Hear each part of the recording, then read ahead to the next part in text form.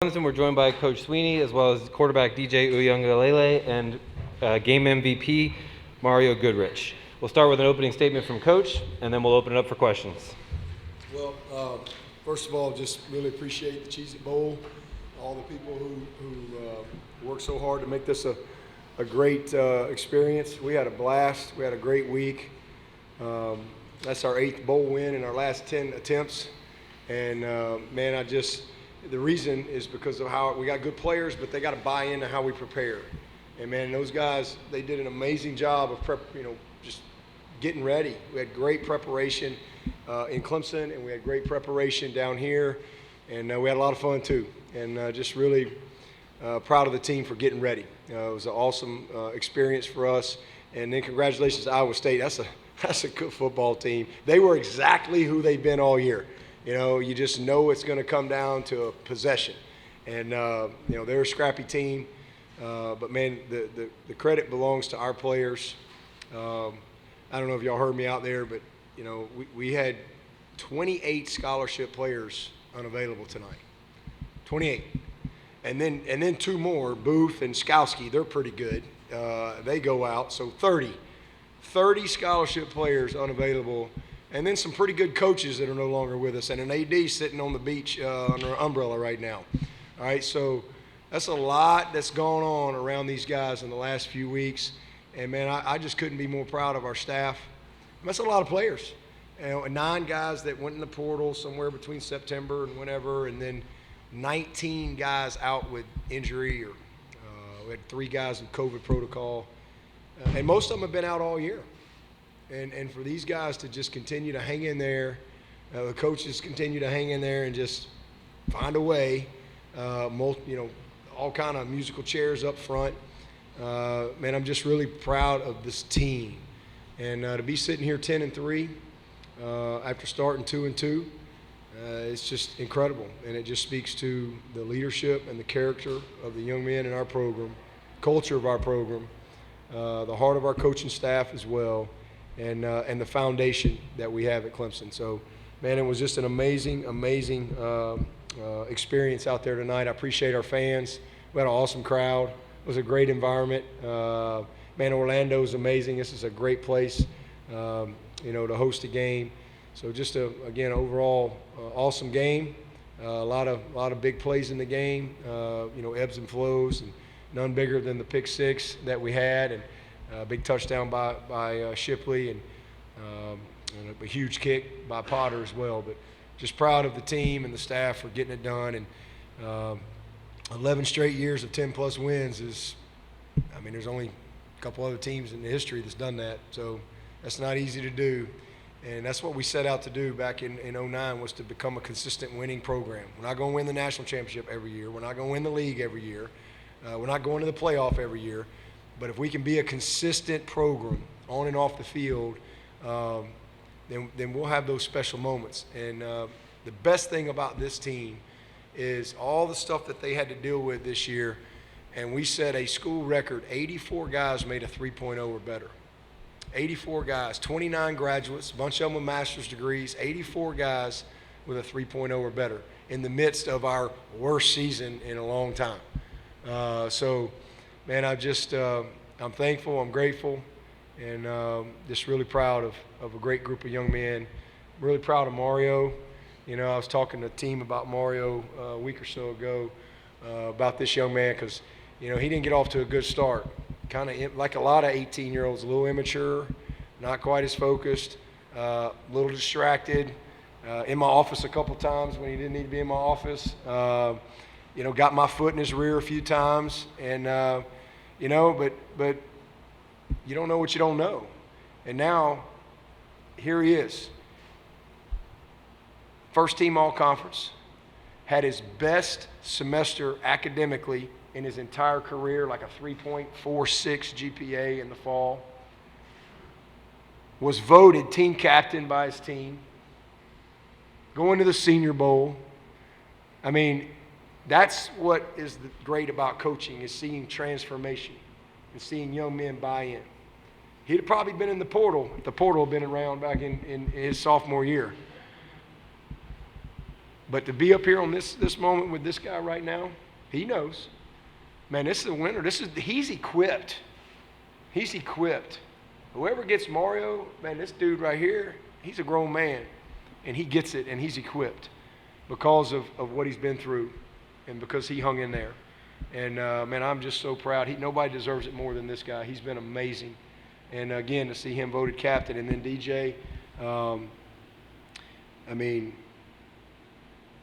what he's been through this year going to make him better. And his last 4 or 5 weeks, man, he's been at his best. He hadn't complained one time. 7 scholarship receivers. Who can survive that?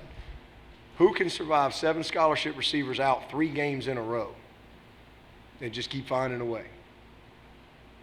This guy here, he's got a heart of a champion, unbelievable character, and just really, really proud of him. You know, and we weren't very good around him early in the season, and because of that, his mistakes as a young player were magnified. Every young player, quarterback I've had has had mistakes, but we weren't quite as good around him as we were those other guys. But his process has been sped up because of that. His process of becoming a leader, his maturation, his toughness, his preparation, his attention, everything. Man, I just am really proud of where he is and how he led and how he never flinched. And, man, he's been in a skillet and a frying pan all season long. And I've been right there with him, and he hadn't flinched. Man, he's a winner. And just appreciate his leadership. So I wanted to make sure I said that about these 2 guys. All right, let's take some questions. If you raise your hand, we'll get a mic to you, starting over front row on the right. So, Mario, it's not often you see a defensive player getting a Player of a Game award like that. What does that say about your defense, and what lessons, perhaps from Coach Sweeney, have you learned to get to that point? It means a lot about our defense. You know, everyone counted our defense out because they thought Coach V was gone, but we got Wes and Coach Khan, and they know what they're doing. They've been here a while, and everybody just got faith in them. And just to go out there and play our hearts out for them meant a lot to us, and we wanted to just leave it all out on the field for them. And the Coach Sweeney question, it just means a lot. You know, we've been through a lot. I was in his office a couple times, and I greatly appreciate him and the rest of the coaching staff just pushing me to become a better man on and off the field, and just in my daily life, really. All right, let's stay up front on the left. Hey, Dabo. What message do you think Mario's journey of staying at Clemson when he could have chosen to go somewhere else could send to younger players in your locker room and in your program and maybe even elsewhere? Yeah, well, I mean, you know, I'm not a big fan of you know, the easy way out. And I can just tell you, if it had been around his sophomore year, he'd have been in it. Ain't no doubt. And he's a perfect example of you know, and not that there's not good, legit reasons from time to time, but he's a perfect example of what happens when you grow through adversity. You know, adversity is good for us. It makes you depend on God, makes you dig deeper. You know, and the biggest thing in our program, our goals are to graduate our players, to equip them and develop them as men, to have a good experience and to win a championship. He's the epitome of all those things. He's equipped, he's developed, he's transformed, and then learning to be committed to excellence in everything you do. Not just football, not just having your identity in football. Football is so fleeting. It's if he's playing football at 27, he's an old man. This is a, you know, college football should be about developing men. That's what I'm passionate about. That's what I've always been passionate about. That's what I'm going to always be passionate about. And, man, this is what coaching's all about to me. Man, he's got an unbelievable family. And you know, they've been pushing on their end, and we're pushing on this end. But at the end of the day, you have to grow. And you know, young people need guidance. Young people need accountability. And, man, but you have to buy into that. And he's just he's special. I mean, he really is. I mean, he went from the bottom of the accountability teams to the top, to being voted by his team as a captain, a permanent captain. That's all you need to know.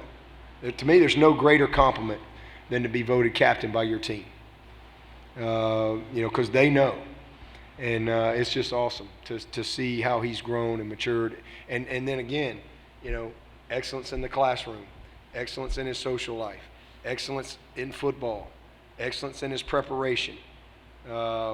And so, when you're 18 and 19, most young 18 and 19-year-olds are usually irrational, emotional, and usually not very mature, and they should be.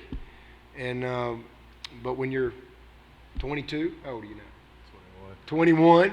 22, all right. week and a half. That was the other thing. He got here at like 17. But when you're 22 years old, you have a different perspective on things, and you kind of been through some stuff, and you've made it through, and it makes you a little more confident. And so when he has challenges, he'll have more challenges along the way, but he's prepared. He's equipped to go deal with them. He'll push right through. Coach, every season's different. Every season has its own challenges and so forth. How do you characterize the 2021 Clemson Tigers? Yeah, I'm as proud of this team as the 15-0 team when we held up the trophy in Pasadena, wherever the heck we were, Santa Clara or wherever that was. I'm as proud of this team as I was that team.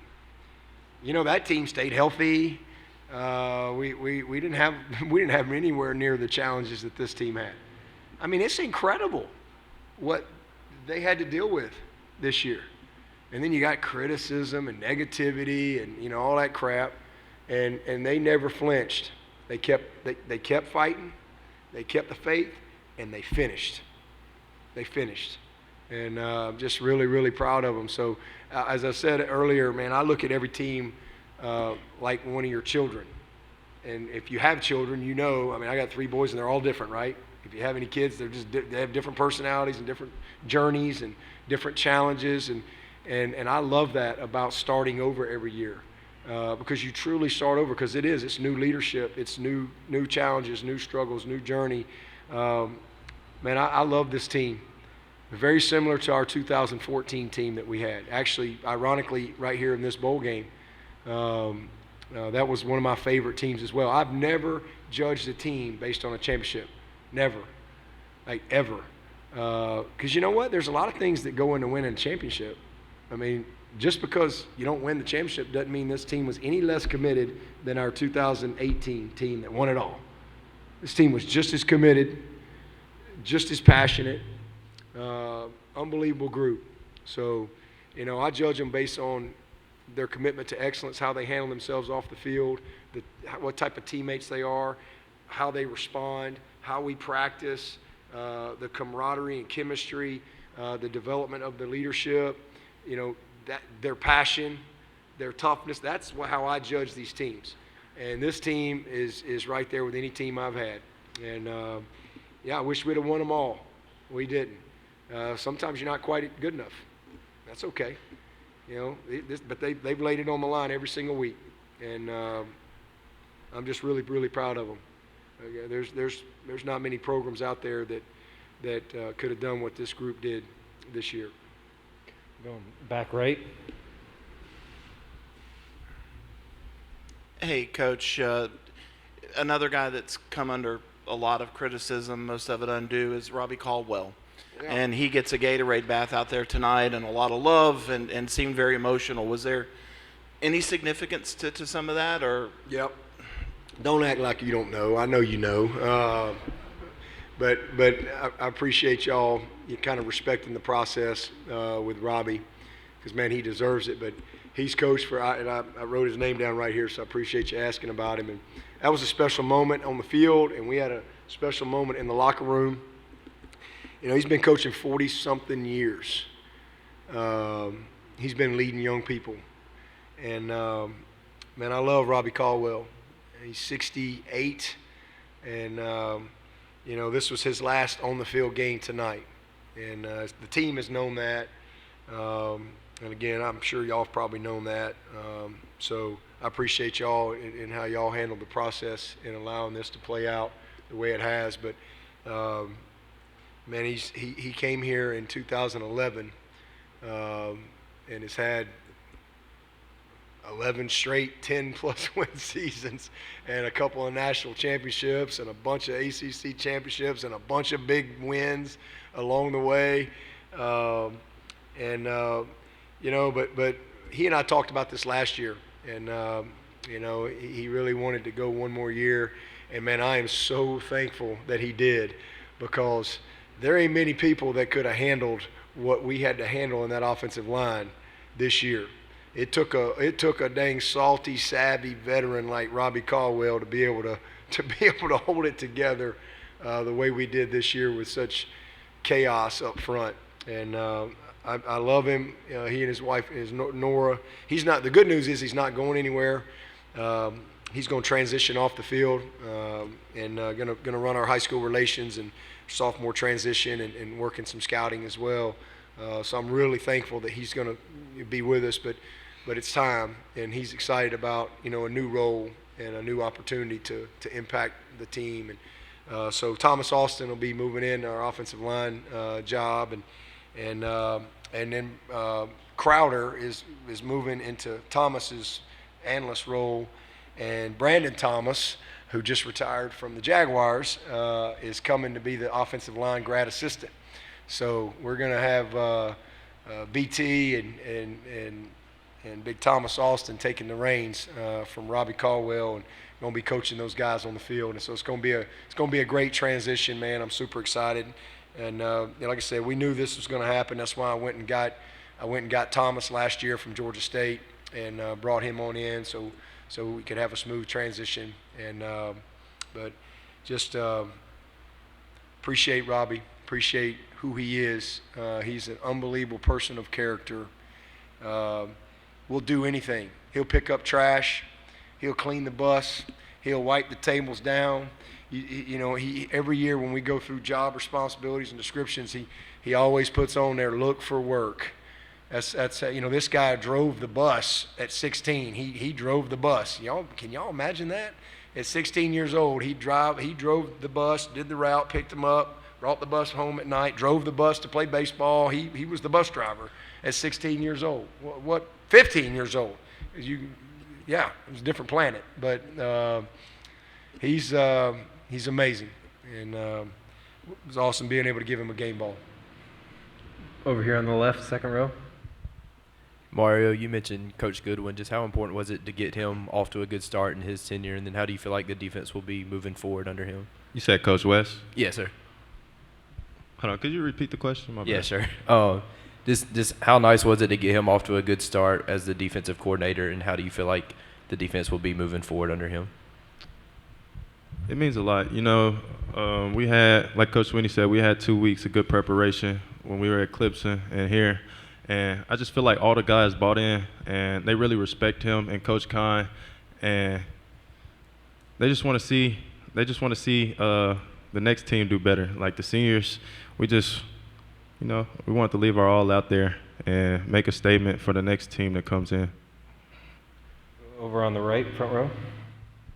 Hey, Mario. I have two questions. The first being, who was the one on Ox in the locker room? Because I went from Meek Mill to country, so I'm a little curious. Was that all you, or what happened there? Boy, y'all got a show. I didn't know it was like right there. Yeah. Oh, we were a little loud. Coach Sweeney controls the music. Oh, okay. Makes sense. And my second question for you is, not trying to pick on the negatives. You obviously put together a phenomenal game, but started the second quarter. Xavier Hutchinson ended up catching a 34-yard catch. You were able to recover and make the tackle, but what kind of happened there? We were in cover 4. I just jumped outside, got a little too heavy on his outside. He came back inside and just made a good play. People make plays, and luckily we was able to stop him and I think hold him to a field goal. Was it a field goal? Yep. Yeah, hold him to a field goal and let our offense live another play. We're going to go straight back on the camera platform. Dabo, for you, this was a milestone win for you with number 150. That's a pretty big deal. Can you just kind of elaborate on how you're feeling after all this as well? I mean,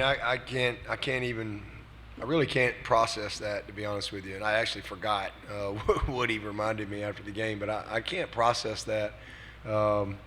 But it's not about me. I mean, I got 150 wins because of a bunch of great players, a bunch of great coaches, a bunch of great people, and the good Lord. That's it. I mean, I try to do my part. But I can tell you this, and I got a lot of guys on our staff, former players that were a part of the first win. And it was pretty cool to be here tonight and be a part of the 150th win. That was pretty cool moment. But the credit goes to the player. This game's about players. It's about players and players buying in. And man, I'm just incredibly blessed. But I can't even really process that. But the same things that won that first game are the same things that won the game tonight. Same exact things. Effort, toughness, physicality, no quit attitude, discipline, belief in self and team, and just, uncommon effort. I'm just really thankful. It's really cool to be a part of something like that. But again, I could go on and on and on about all the great players that we've had, all the way back to that very first win, November 1st, 2008 at BC. To where we are right now in 2021. It's been an amazing blessing, amazing journey, and I know good Lord willing, keeps breath in my body, we'll have a lot more to come. Do we have a question for DJ? I want to make sure he gets a go up front on the left. Hey, DJ, what did you think about the way that Streeter prepared you guys for this game and what your guys' offensive identity is going to look like going forward? Coach Streeter, man, I feel like we had a great week of practice the last 2 weeks, and we didn't skip a beat. With Coach Streeter being named offensive coordinator, hats off to Coach Streeter. He's done an amazing job being offensive coordinator, and I was super excited to have him as my offensive coordinator. He's my quarterback coach, and being moved up to the offensive coordinator job. I know he's going to do an amazing job, and we didn't miss a beat. He's came in, he's brought energy, and he's done it in his own way. I think that's the biggest thing, that him coming in as a coordinator, coming after someone that leaves like Coach Elliott, someone that was an amazing coordinator after all these years that he's been, that you don't want to be compared, or you don't want to just try to just kind of be like that same person. You want to be able to have your own identity, and Coach Streeter's been doing that. So I'm super excited with Coach Streeter as an offensive coordinator, and I'm super excited for him. We're on the front row on the right. Mario, I just wanted to ask you about the interception. What was going through your mind? It seemed like Purdy batted it forward. Were you surprised when he did that? And Yeah, I thought he was going to catch it or something. I don't know what he was thinking, honestly. But once he did, I was happy. I was excited. I started pointing. I saw my D linemen out front. Shout out to them and the linebackers. But had to get one for the house. We're going to go straight back by the camera platform. All right, this is Melissa Thomas with Florida National News. This question is for you, DJ. We heard Coach talk a lot about the importance of personal development both on and off the field. So my question for you is, how do you feel you've developed on and off the field this season for 2021? I felt like going through this season, my word for this year before the season's even started was faith. And, be able to pick that word and just be able to go out through this whole season. After going through this season, I know exactly why God gave me that word. Faith is something that you don't know, you can't see, but you believe it in your heart. So going through it, and I know Jesus put me in this position to be able to go out through the season, put me through these trials, put me through these different struggles and just different challenges. And, I thank him for that. I accepted the challenge, and he's made me a better person going throughout the season and learning just the different life lessons going through it. It just made me a better person, and I know exactly what he's did for me, so I'm thankful for that. On the right, second row. Hey, Dabo, with this being your son's last game, just overall, what would be the one takeaway you hope he gets from his time at Clemson? Man, Will, as these guys can tell you, Will loves every bit of it. Like, he loves mat drills, he loves practice, he loves Tiger Walk, he loves, weight room, he loves running in the summer. Like, he loves every ounce, and he has truly squeezed everything out of his experience here. And, the biggest thing is just belief in himself. just he's a grinder. He's a grinder. He started, the last 3 games. Took 7 scholarship receivers to go down, but he hung in there and he became a starter his last 3 games. Had a huge 3rd down conversion the very first drive to lead us to points, and man, he's a great young man. He's won the Spiritual Leader Award, voted on by his team in his time here. He's won the highest academic award in his time here. He's a great student. But what I love most about Will is just he loves to work, and that's probably, I've said this a few times, like I said this on senior night, and I got emotional, but my kids have grown up a lot different than me, a lot different than me, and that was a goal of mine. I want my kids to grow up different than me, but I also worried a little bit about,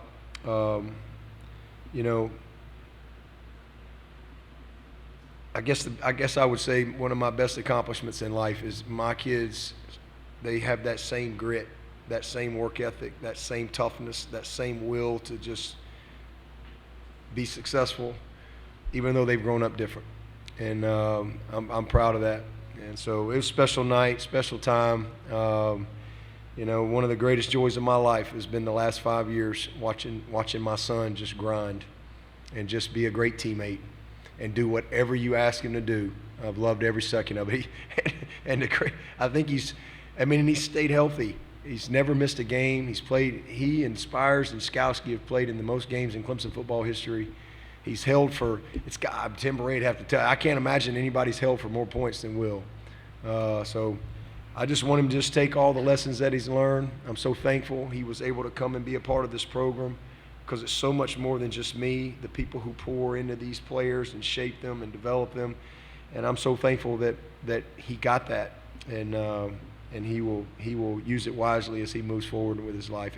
And just all these seniors. Let me tell you something. Will's a senior. Clemson is better because these seniors were here. Our program is better because these seniors were here. And tonight they passed the torch. And what an unbelievable job they did in finishing. A couple more. We'll start with the camera platform in the back on the left. One quick one for you, DJ, and one for you, Debo. DJ, what's ahead for you with your knee, and what are you facing with that to get it healthy? And Coach, what kind of grade do you give your rookie coordinators in their first time out in the spotlight? Not sure right now. Probably just have to assess it after this game. But for the most part, I think just PT, just continue to keep healthy, just rehab. I feel like that's the main thing right now. A+, because we just beat a good football team, and we had 30 scholarship players unavailable. I don't know what else you can ask. It's just amazing what these guys have been able to do. So, really proud of Wes. Mike Reed stepping in as special teams coordinator. Todd taking on a new role. Mickey stepping in with a different role as co-coordinator, and then Wes, man, calling the plays and leading the room. Those guys were awesome. Did a tremendous job. We had one mistake down there on the touchdown, and I love the call. He brought the house and went after him, but we had a young guy out there that thought he had inside help on cover 0, so we'll get that right.